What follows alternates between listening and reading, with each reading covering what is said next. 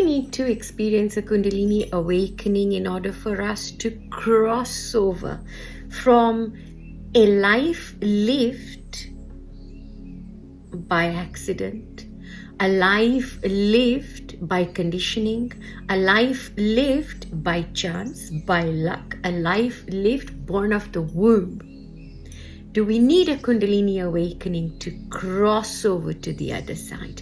Do we need to awaken what's latent in us? Do we need to know that there is something that is in us that is latent? Folks, a spiritual awakening that creates a shift, a paradigm shift in your consciousness is what is paramount. Because you can have a Kundalini awakening, because a Kundalini awakening is the awakening of everything that you see around you in its seed form that is contained within us. So if you like, the very void through which consciousness began, or through which creation began, through which the Leela, the divine sport, began, is contained within each one of us. Is it important that it becomes potent instead of just latent? It depends on where you are in your spiritual awakening. A spiritual awakening or a paradigm shift in consciousness that widens the ambit of your understanding of life, of your perception of what or why life, where we are from, what is source, what is morality, what is religion, what's the code of conduct that each one of us must apply to our lives, with our interactions, with our belief systems. Do we need to believe in a God? All of these, they shift. When it shifts into a dimension that was so far unknown to you, or you were asleep to that, we then cross over to this more expanded view. So if you like, when you were initially looking at life from a very, very 3D, meaning just this body, that I am the body, and that I am not fully in control of what happens to me. And this applies to even those of you who are atheists, who don't believe in anything. They will still be, as long as you're attached to just body consciousness as your starting point, as your point of reference about life, about your place in life, it will feel as though not all that happens is down to you, that you hold no absolute power, although some of us may have a perception that we do. And so you might be called a karma yogi because you believe that it's the actions that speak for themselves. But that is different from the consciousness through which you operate as your starting point, which, if it is bound to just the body and the body's functions, including the mind, the brain, the emotions, our thoughts, and how we perceive life through this, life then becomes limited to only that which we can sense through our five senses. And on the odd occasion, we may have a gut feeling. A gut feeling is different from an intuition.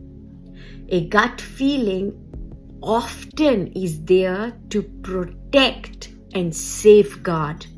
It is there as a safety net to tell you. So it's more instinctual and primal than it is intuitive. As long as you're in that mode, it'll take something or the other and most of you have experienced various calling cards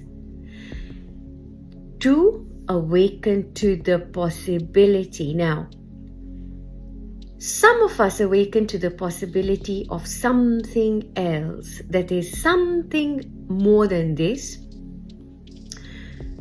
We either come from a place of lack, or from a place of wanting to know, or from a place of I want to escape my current reality because I'm looking for an answer. I want something to give me respite. Either way, whatever it is that is the promoter of another dimension or another world that exists beyond our five senses, you can either genuinely experience a paradigm shift of consciousness eventually or suddenly, especially when you've just had a sudden experience that is life-changing, or it may indeed never happen that you experience a genuine shift in consciousness, but you may believe that you are really experiencing a spiritual awakening, when in fact, what you found is a new habit, a new crutch, a new source of comfort, levity, oxytocin, dopamine, a new source of all of this. And you will only know, and it can take some of us years in that same situation where you feel that no, this is it. You will only know when it's a genuine awakening, when you've had such a profound experience, that your radar is no longer limited to how you're feeling, what you're thinking, and what you're sensing with your five senses. It shifts into an awakened awareness of the self, of you beyond your perception of yourself and that of everything around you. It is a very, very key difference. When you start your spiritual awakening, so that you're now awakening, gradually the self, as you perceive the conceptualized version of self, begins to diminish, so that you and how you know yourself becomes irrelevant. You become irrelevant, and all that you have known to be, you become obsolete. It is not necessary. You are not necessary as the perception based on the conditioned self. You shift from I know me as this person, as this mind, as how I am perceived through my actions or my reactions. You completely shift into the complete nothingness. It is no longer you. And as you then traverse along that journey, when you've made that initial shift in consciousness, there's no going back. Now, Kundalini, when you experience a Kundalini stirring, awakening, and indeed rising, if we know our nervous system is not prepared, our body is not prepared, our emotional body is not prepared, and we are sitting with trauma inside of our bodies, we have a very heightened sense of hypervigilance. Yeah, when we're simply not ready, when our vehicle is not ready, then depending on where we are on that continuum of consciousness, whether we've crossed over into a spiritual awakening, what will happen, folks, is that wherever you are will simply become more obvious and amplified. That is what happens with a Kundalini awakening. Wherever you are, and even if you're somebody who has gone through Diksha, which is your initiation through Shaktipat, if you're somebody who has gone through a spiritual awakening, or you're already on a spiritual path, or you've already got a spiritual guru, or if you've had a spontaneous Kundalini awakening or a stirring, or indeed just a stirring, but it has yet to uncoil. Wherever you are at that point, yeah, in a simpler way, your mindset, wherever you are in your conditioning, wherever you are in your daily thoughts, your programming, it is now going to be absolutely amplified.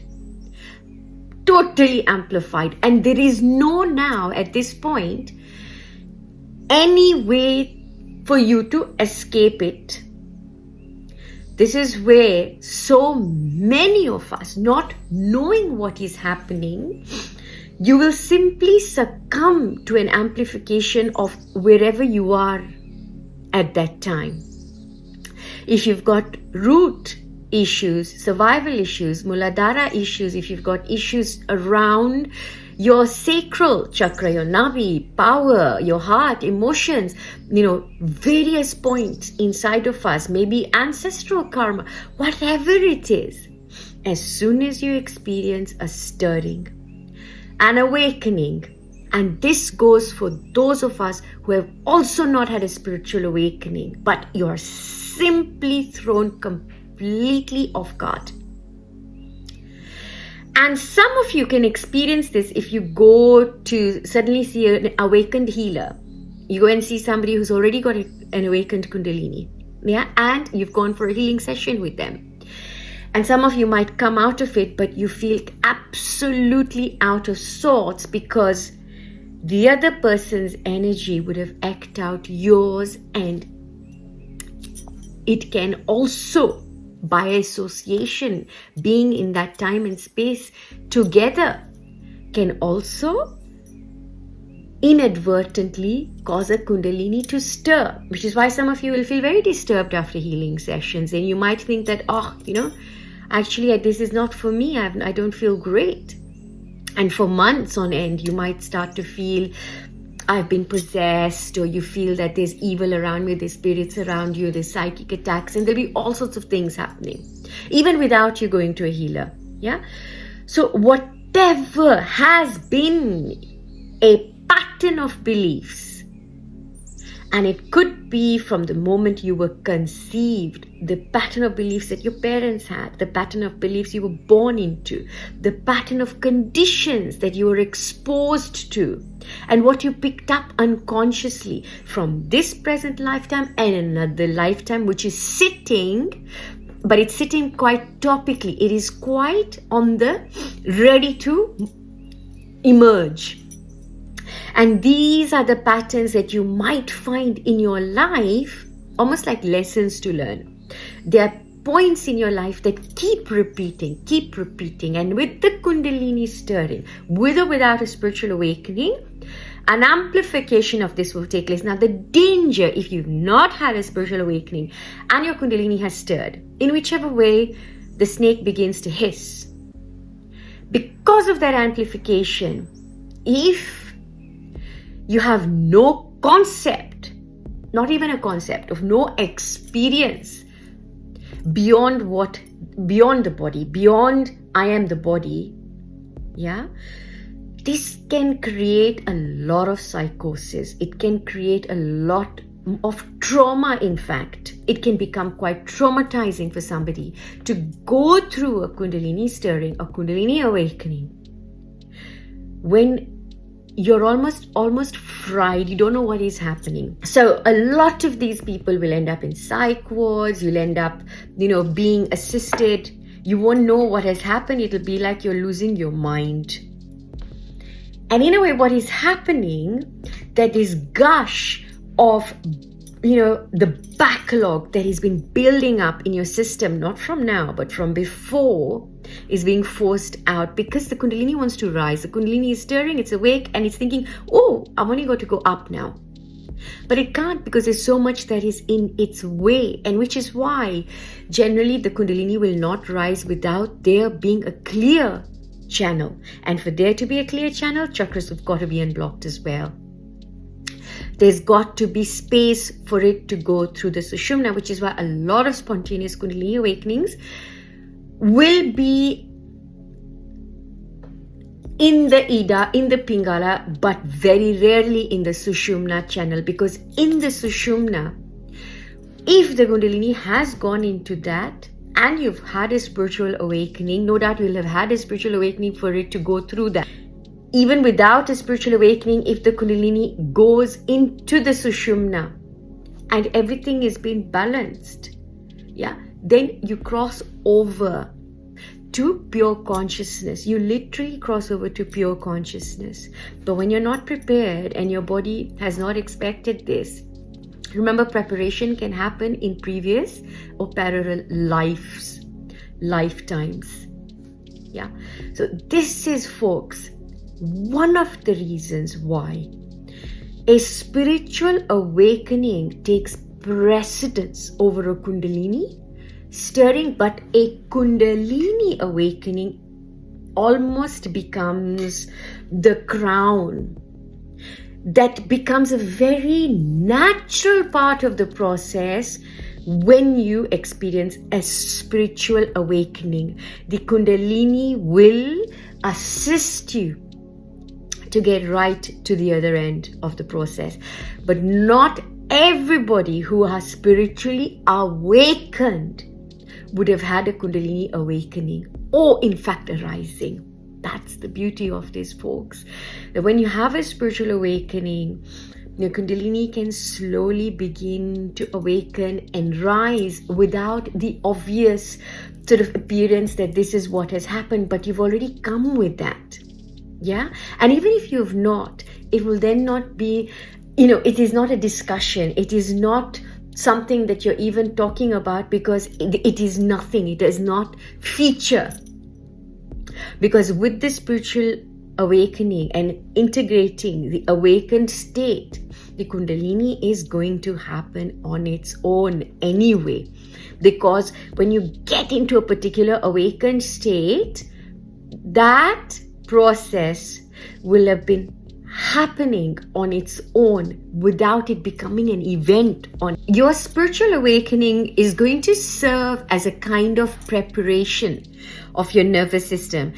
Now, remember, your spiritual awakening can be quite downright painful. It can be quite exhausting. You can go through a lot of phases of a flushing out of what's not needed, a flushing out of beliefs. I mean, eventually you're going to get to a point where you are not a belief. You have no beliefs at all, because we usually have a belief when we don't know. We have a belief when we are not aware of ourselves. Otherwise, there are no beliefs as such. You are simply living right now with absolutely zero beliefs, and you're going with life as a blank canvas.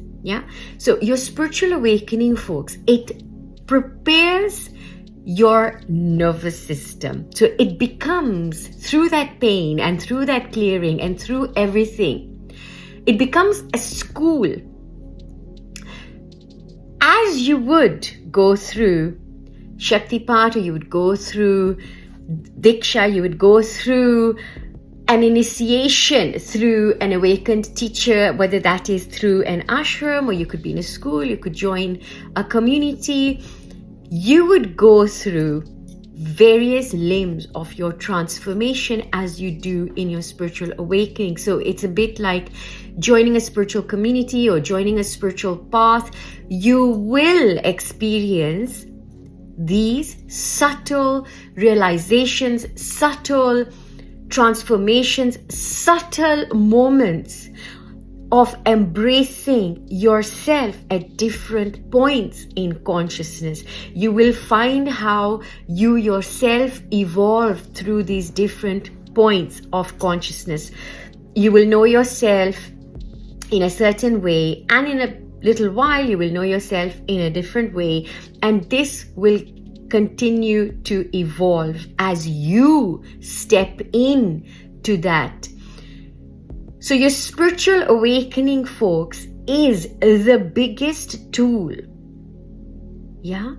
This is going to literally fast track you onto the path toward you living a fully ordinary life through extraordinary realization of just how ordinary we are, as opposed to being entitled, being special, or different, or indeed unique, or even original. Those are all concepts. You become very irrelevant. You become very, very non-existent. You become very unrecognizable. You become somebody that is an absolute nobody. Yeah? So when you go through your spiritual awakening and you have been through that school, the Gurukul, spiritual awakening is the Gurukul, the school of the Guru. The Guru being the awakening itself. And at each point in the awakening, you'll feel, I'm there now. Yeah? Amongst the other points when you think, are we there yet? Yeah? How much more? And this process, as it's unfolding, you will come to points where you'll find yourself taking the back seat. And it'll happen so naturally. You may start by saying, I'm the driver. I'm in control of this. I am the creator. I am the universe. I am all of this. Eventually, everything that comes after I am diminishes. Everything that comes after I, including the am, completely goes. It's dissipated and it's absolutely annihilated. After that, you can choose the vehicle through which you wish to operate. You can choose the personality that you wish to operate through without being that personality. You can choose what adventure you want to go on, what you want to experience without identifying with that experience. And the beauty of being in that fully integrated state of being awakened is that it really doesn't matter what has happened or what is going to happen, because you have embraced the eternal now. The space that you're in now is the only space that you're in, and it doesn't go beyond that, folks. Sending you so much love. I am hoping to do the Kundalini awakened state in the crown chakra, which is a really, really, really big post. Sending you so much love as always. Take care.